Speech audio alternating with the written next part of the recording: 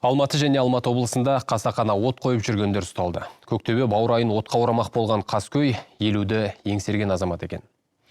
Ал Еңбекші Арал ауылының шетін оттықпен тұтандырып жүрген тұрғын мас болдым деп ақталуда. Қазір тергеу басталып, табиғатқа келтірілген залал есептелуде.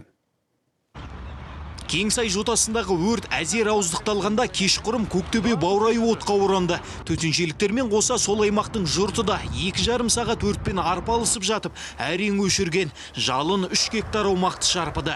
Дүйім Алматыны алаңдатқан өрт дәл осы жерде болды. Көктөбенің 3 гектар аумағы дәл осылай қапқара болып күйіп кеткен.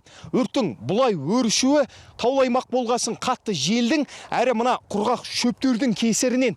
Байқасаңыздар, мұнда қураған шөптер өте көп. Көктөбе бөктерін алапат өрт алып жатқанда тура 2 километр қашықтықта бәз біреу талдардың арасында от жаққан.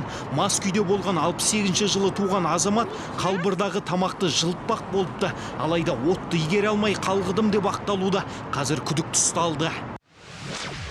Алматыда ағаштарды өртеген адам ұсталды. Бұл 1968 жылы туған азамат, ол от жаққан мойындады.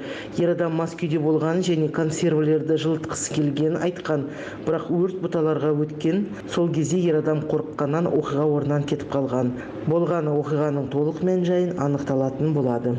Жалғыз шаһарда ғана емес, облыста да қасақана от қойып жүргендер табылды. Бұл видео Еңбекші Арал ауылында түсірілген. Автор әрбір жерден лаулап өршіп бара жатқан өртті қолдан келгенше өшіріп жатыр.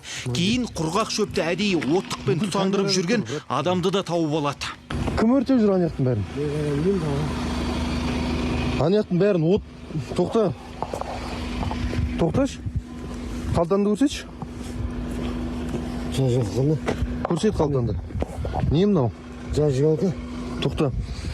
Қолын бәрі күйдіргенсің ғой сен, өртегенсің ғой. А? Не өртеп жүрсің сен, 39 жастағы жергілікті тұрғын да мас болғанын айтып ақталмақ болды. Қасақана от қою оқиғалары бойынша қылмыстық іс қозғалып, тергеуді бастады. Нұртілеу Жылқышыбай, Вячеслав Тимофеев, КТК, Алматы.